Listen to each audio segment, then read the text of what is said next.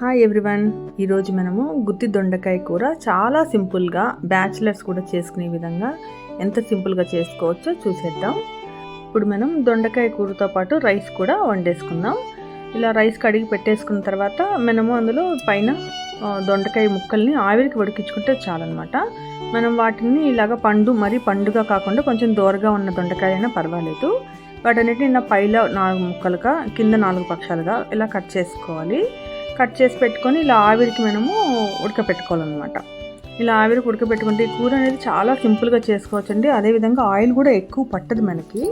ఇది చాలా సింపుల్గా 20 మినిట్స్లో మనము రైస్ ప్లస్ ఈ కర్రీ రెడీ అయిపోతుంది. అసలు ఎంత టేస్టీగా ఉంటుందంటే చాలా టేస్టీగా ఉంటుందన్నమాట. ఇలా మనం దీన్ని ఆవిరికి పెట్టేసుకోవాలి. ఇలా అన్నీ అరేంజ్ చేసుకొని ఒక 3-4 విజిల్స్ చాలండి. 3-4 విజిల్స్ మ్యాక్సిమం వచ్చిందంటే మనకి ఆ రైస్తో పాటు ఇది కూడా మొత్తం బాగా బాయిల్ అయిపోతుంది. ఇప్పుడు మనం పొడి ఎలా తయారు చేసుకోవాలో చూద్దాము.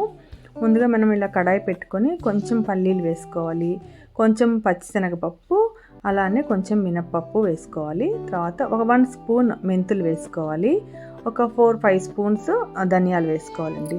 వీటన్నీ కొంచెం దూరగా వేయించుకోవాలి. కొంచెం లో ఫ్లేమ్లో పెట్టుకొని బాగా మెల్లగా నిదానంగా వేయించుకోవాలి. అలాగే దీనికి మనకి టేస్ట్కి సరిపడా కారం, అంటే మేము ఎంత తింటామని దాన్ని బట్టి మనం ఎండుమిర్చి యాడ్ చేసుకోవాలి. వీటన్నిటిని మనం కొంచెం లో ఫ్లేమ్లో పెట్టుకొని మెల్లగా వేయించుకోవాలి. ఎప్పుడైనా లో ఫ్లేమ్లో వేగితేనే పప్పులు అనేవి మనకి పొడి అనేది చాలా టేస్టీగా ఉంటుంది. దీన్ని మనం మరీ మెత్తగా వేసుకోకూడదండి. పౌడర్ అనేది కొంచెం బరకగా వేసుకుంటేనే మనకి చాలా టేస్టీగా ఉంటుందన్నమాట. కొంచెం పసుపు, ఉప్పు కూడా మనం దీనికి యాడ్ చేసుకొని కొంచెం బరకగా మనం పౌడర్ని తయారు చేసి పెట్టేసుకోవాలి. ఇప్పుడు తర్వాత మనం బాయిల్ చేసేసినవి ఉన్నాయి కదా, అవి విజిల్ చల్లారిపోయి ఉంటుంది. అలాగే మళ్ళీ కడాయి పెట్టుకొని అందులో కొంచెంగా ఆయిల్ వేసుకోవాలి. ఆయిల్ వేసుకొని మనం ముందుగా ఉడికించుకున్న ఈ దొండకాయల్ని అందులో డైరెక్ట్గా వేసేసేదేనండి. ఇలా బాగా వేసుకొని అవి కొంచెం మగ్గిన తర్వాత మనకి ఆయిల్ కొంచెం పైకి వస్తుంది. అలా వచ్చే వరకు మనం వాటిని బాగా వేయించుకోవాలి.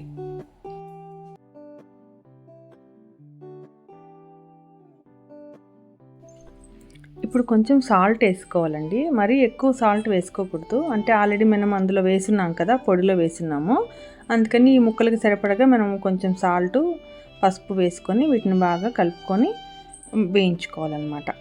ఇలా వేయించుకున్న తర్వాత అది బాగా ఇలా దగ్గరికి వచ్చేసిన తర్వాత మనం పొడి చేసి పెట్టుకున్నాం కదా, ఆ పొడి కూడా వేసేసి బాగా కలపాలి. ముక్కలన్నిటికీ బాగా పట్టుకోదు అని అనుకోకండి, బాగా పట్టుకుంటుంది. ఎందుకంటే మనం వేయించినప్పుడు బాగా కలుపుతాం కదా, అప్పుడు దొండకాయ సన్నగానే ఉంటుంది కాబట్టి దొండకాయ లోపలికి కూడా బాగా వెళ్ళి బాగా ఉంటుందన్నమాట. ఇప్పుడు మనం కాసేపు మూత పెట్టేద్దాం. ఒక 2 మినిట్స్ ఆర్ 3 మినిట్స్ చాలండి. పెట్టిన తర్వాత చూసారా ఇలా ఆయిల్ అంతా పైకి వస్తుంది. అంతేనండి, మన రుచికరమైన దొండకాయ కూర, గుత్తి దొండకాయ కూర రెడీ అయిపోయింది.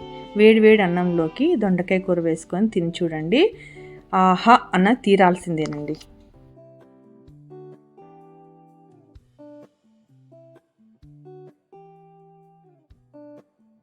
Thanks for watching. Please try this recipe.